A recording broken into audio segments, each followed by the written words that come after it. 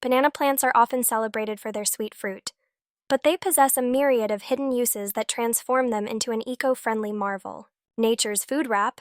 Banana leaves impart unique flavors and a fragrant aroma when used for grilling and steaming.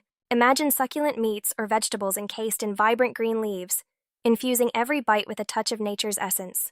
Not only practical, but banana leaves also elevate presentation, creating a feast for the eyes as well.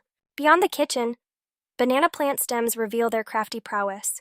By peeling the stems, one can unlock strong fibers that are perfect for crafting ropes and baskets or producing handmade paper.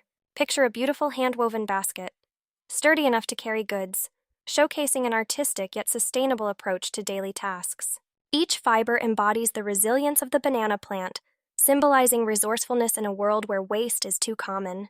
Delving deeper, the edible flowers of the banana plant present a delightful surprise.